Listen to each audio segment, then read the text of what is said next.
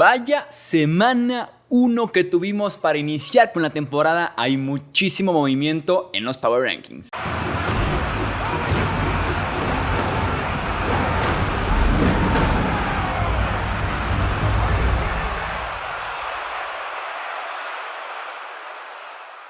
¿Qué tal amigos? ¿Cómo están? Bienvenidos a una edición más del podcast Hablemos de Fútbol. Yo soy Jesús Sánchez y tenemos Power Rankings para esta semana 2 de temporada. Dios, la semana 1 que vivimos. Recuerda que si eres amante de la NFL, de los picks, Power Rankings, análisis, pizarra y demás, suscríbete aquí al podcast Hablemos de Fútbol, donde publicamos análisis diario, prácticamente diario. Vamos entonces con los Power Rankings, con el movimiento. Lo que no se movió fue el lugar número 32. Se mantienen los Arizona Cardinals. Aquí va apareciendo a un costado, semana 1, en la posición que ocuparon justamente la semana pasada. En caso de que estén en YouTube, en caso de que estén en podcast, pues vamos platicando un poquito de si van subiendo o bajando. Se mantiene Arizona. Lo que me gustó de Arizona fue su línea defensiva. Estuvo por ahí bastante activa en contra de los Washington Commanders. En el lugar 31 pondremos a los Houston Texans. Creo que fue de los debuts que menos me gustó ese de CJ Stroud como quarterback de Houston.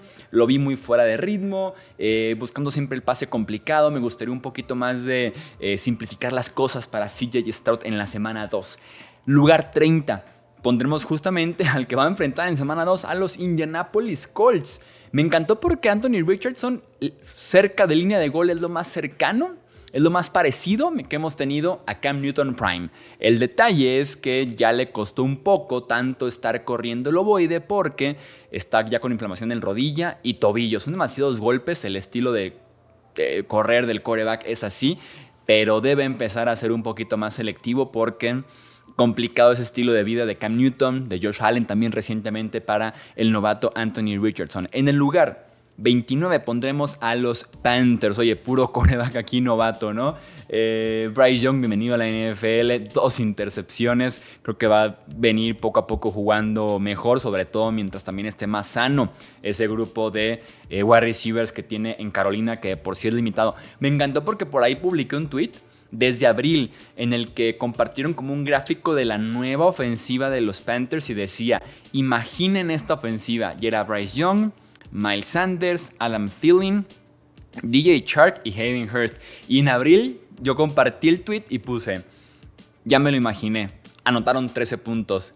Y Dios mío, anotaron 10. Yo les dije desde abril que esa ofensiva la vendían así como, imagínense este ataque, bro. Pues no estuvo nada bien ese ataque. En el lugar número 28 pondremos a los Chicago Bears. El esfuerzo de Chase Claypool después de que Chicago pagara la selección 32 a los Pittsburgh Steelers para hacerse el wide receiver y que además el wide receiver esté en año de contrato es lamentable. Está por los suelos el nivel actualmente de Chase Claypool. En el lugar 27 pondremos a los Tennessee Titans. Ryan Tannehill, que viene de 3 intercepciones. La línea ofensiva de Tennessee es igual de mala o hasta peor de lo que se esperaba de ellos este año después de ese primer partido en contra de los New Orleans Saints. En el lugar 26 pondremos a los Denver Broncos. Wilson no se vio tan desastroso, creo yo, como lo hemos visto o como lo vimos el año pasado. En ese sentido es un plus sin duda alguna para Denver, pero al final de cuentas pasó lo mismo. Hicieron 13 puntos, o sea, no pasaron por ahí de la misma rachita que traían la temporada anterior con diferentes coaches, ¿no? En el lugar 25 pondremos a los Rams de Los Ángeles. Me encanta porque este triunfo lo platicamos un poquito en los picks, ¿no? Decían, si los Rams compiten y sacan el triunfo sería por Sean McVay y Sean McVay solamente. Y en efecto, o sea, un partido en el que tipos como Tutu Atwell, como Puka Nacua, como Kyren Williams tienen roles importantes, más de 100 yardas, doble touchdown y demás, Sean McVay. Y eso sí, Matthew Stafford tuvo probablemente el mejor partido que ha dado desde el Super Bowl 56 en contra de los Bengals. En el lugar 24 pondremos a los Atlanta Falcons. Lo mismo del año pasado, con un playmaker defensivo como Jesse Bates y con otro corredor como Villan Robinson. En el lugar 23 pondremos a los Raiders de Las Vegas, que sobrevivieron sus propios errores, por ahí fumbles, intercepciones en línea de gol, para sacar el triunfo en Denver. Mérito para McDaniels y para Garoppolo. Lástima que Jacoby Meyers, que mostró muy buena química desde un principio con Garoppolo, esté en el protocolo de conmociones. Un golpe muy sucio y aparte de un momento muy complicado viendo a Meyers sin poderse mover durante un tiempo ahí en el emparrillado, ¿no? Esperemos que esté mejor Jacoby Meyers y lo veamos pronto de regreso. En el lugar 22 pondremos a los New England Patriots. No necesito ver más a Zeke Elliott. Si en algún lugar hemos criticado a Zeke Elliott, es en este lugar. Lo firman los Pats, dijimos, todo está bien siempre y cuando no le quite un solo acarreo a Ramondre Stevenson. Le lanzan un pase pantalla. Fumble de Zeke Elliott, o sea, ya vi suficiente, no necesito ver más a Zeke Elliott en la NFL. Los wide receivers de Nueva Inglaterra, por cierto, depender en la semana 1 de un tipo de sexta ronda y un undrafted, difícil. En el lugar 21 pondremos a los Minnesota Vikings, que perdieron en contra de Tampa Bay. Me encanta porque de los 13 triunfos la temporada anterior de Minnesota, 11 fueron en partidos de una sola posesión. Este año ya están 0-1 en ese tipo de partidos. Era insostenible ganar partidos tan cerrados en las últimas jugadas. 3 entregas de Kirk Cousins. Hubo, por ejemplo, un offside en un gol de campo que le da vida a la serie ofensiva de Tampa Bay, que termina siendo un touchdown. Entonces, pequeños errores por ahí que le costaron a los Vikings. En el lugar 20 pondremos a los Washington Commanders. Difícil juzgar a Sam Howell con ese clima. Muy, muy, muy complicado. Estaba lloviendo muy fuerte en Washington y realmente fue una ofensiva inoperante, pero vamos viendo cómo evoluciona Sam Howell, que es muy, muy joven y prácticamente novato en la NFL. En el lugar 19 pondremos a Tampa Bay. Me encantó que Mike Evans, quien se merece un contrato nuevo con Buccaneers, puso la fecha límite del 9 de septiembre, no llegaron a un acuerdo, el tipo ya no quiere negociar. Me encanta que el tipo anota y sin festejar. Avienta el ovoide, va y se sienta. O sea, como en plan estoy aquí haciendo lo de siempre, pero en huelga. Entonces le debieron haber pagado. En el lugar número 18 pondremos a los New Orleans Saints, oficialmente la peor línea ofensiva de la NFL. Lo estuve viendo en diferentes métricas, PFF y ESPN, y fue la peor línea ofensiva de la NFL. Sobre todo el que preocupa es Trevor Penning, el tackle izquierdo que fue de primera ronda la temporada anterior. Fue un auténtico desastre. Arden Key, el pass rusher de Tennessee, parecía Lawrence Taylor en contra de Trevor Penning, el tackle izquierdo. En el lugar 17 pondremos a los New York Football Giants, que se llevaron tremenda paliza. Lo que preocupa con los Giants es que si tuviera que elegir como un top 3 de jugadores importantes a la ofensiva, una ofensiva que de por sí es limitada y que gana más con coacheo que por talento, te diría que el primer lugar sería Saquon Barkley. En segundo lugar pondría probablemente a Andrew Thomas, el tackle izquierdo, y en tercer lugar pondría a Darren Waller, el tight end. El 2 y el 3 están lesionados del tendón de la corva, que es una lesión que no solamente hace que te pierdas partidos, sino que te tiene limitado todo el año, básicamente. Entonces, escenario gris en ese sentido de la ofensiva para los New York Football Giants. En el lugar 16, un equipo que decepcionó, creo yo, en semana 1, los Seattle Seahawks. Estaban en mi top 10, van ya al lugar 16 y están en problemas porque sus dos tackles ofensivos, que son pilares en que Geno Smith juegue bien, están ambos lesionados y parece que no van a jugar en semana 2 en contra de Lions. Entonces están en problemas en Seattle. En el lugar 15 pondremos a los Pittsburgh Steelers. También hablando de lesiones, Cam Hayward, su línea defensivo, 8 semanas fuera.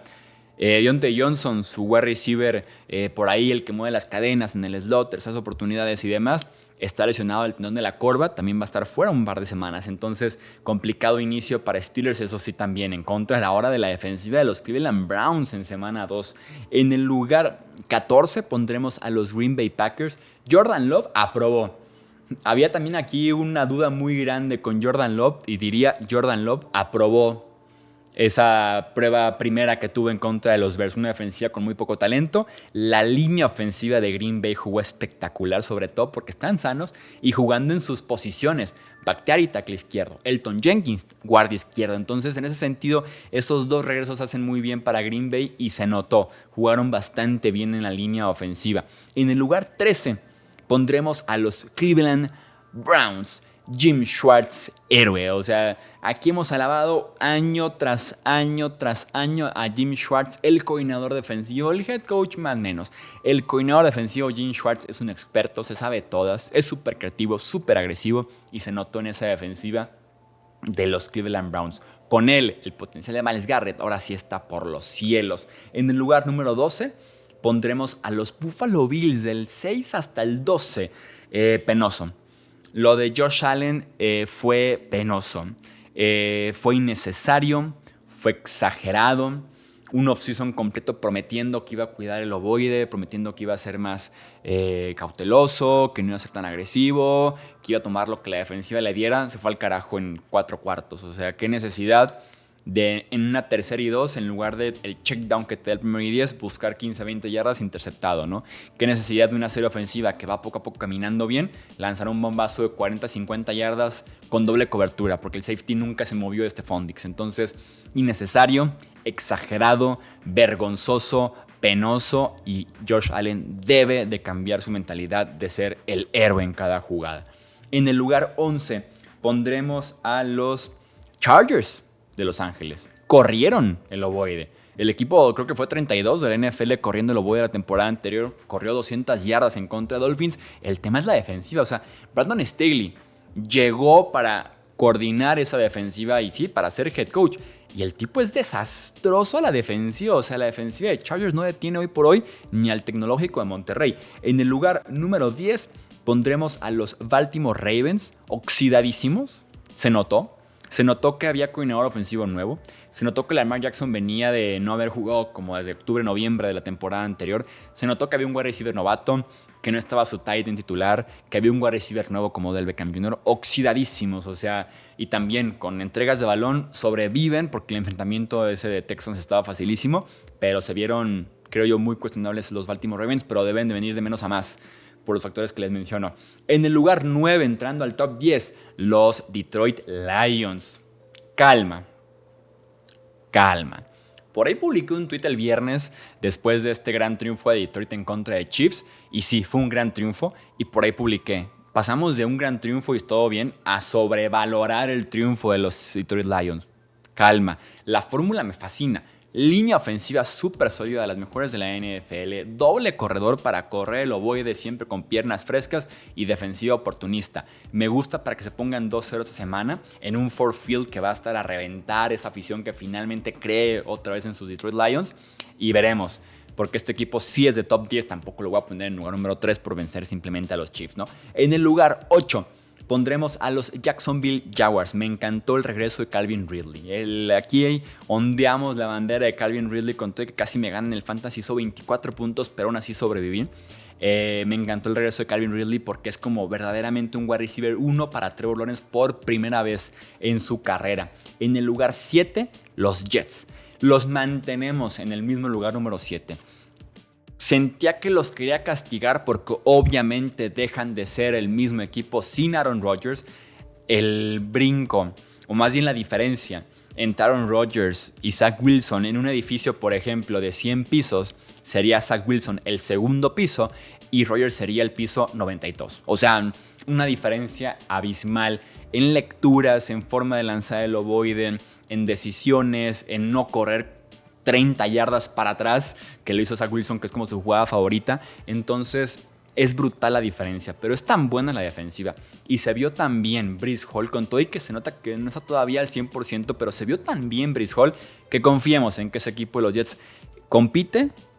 Veremos qué pasa con Zach Wilson, con Nathaniel Hackett del coordinador ofensivo, pero ese equipo de Jets compite, que eso ya por lo menos es algo. O sea, por lo menos ya agrada en ese sentido que ese equipo de los Jets compita, porque eso ni siquiera eso hacían a veces la temporada pasada. En el lugar número 6 pondremos a los Cincinnati Bengals. Castigamos a los Bengals. Pasaron del puesto número 1 al puesto número 6. No ayuda en lo absoluto el clima. O sea, la lluvia torrencial que cayó en Ohio el domingo no ayudó en lo absoluto. Joe Burrow no podía ni siquiera agarrar el ovoide. Con o sin guante no lo podía agarrar. Se confundieron demasiado con los cruces, blitzes, Myles Garrett, Zadarius Smith. O sea, no hubo un momento de paz para Joe Burrow. Estaba leyendo por ahí, fueron 1.95 segundos en promedio que la defensiva de Browns presionó a Burrow, que es la sexta mejor marca en los últimos 4 años en la NFL. Entonces el pobrecito no puede hacer nada. Veremos cómo evoluciona para semana 2 con los Baltimore Ravens. Una defensiva agresiva, pero sin tanto talento como la de Cleveland. Lugar 5, entramos al top 5. los Kansas City Chiefs. Los bajamos un escalón del 4 al 5 los Chiefs. Aquí desde un principio no creíamos de que iban a empezar tan fuertes los Chiefs. Se nota en ese sentido, sin Travis Kelce, sin Chris Jones. Van a estar bien, no hay que prender alarmas, pero vamos viendo cómo regresa Travis Kelce y qué tan listo para jugar está Chris Jones. Nick Bosa jugó 35 jugadas apenas en contra de Steelers, volviendo también la misma semana a jugar, ¿no? Mismo caso con Chris Jones, veremos cuántas jugadas puede hacer y qué impacto tendría en contra de los Jaguars el domingo. Lugar 4, apenas apenitas abajo del podio. Pondremos a los Philadelphia Eagles también bajando un lugarcito. Ganaron muy apretado. La ofensiva, hablando oxidados, la ofensiva de los Philadelphia Eagles tampoco no ayudó en lo absoluto el clima que estuvo haciendo en Boston, en gran parte del noreste de los Estados Unidos. Lo que me encantó de Filadelfia, el debut de Jalen Carter, el que para mí era el mejor el mejor jugador en general del NFL Draft anterior, que cayó un poquito por tema de extracancha, policial, ilegal, arrestos y demás. El tipo demostró por qué era el mejor jugador que teníamos en la clase del draft y se aprovechó por completo de las ausencias en guardia en la línea ofensiva de New England.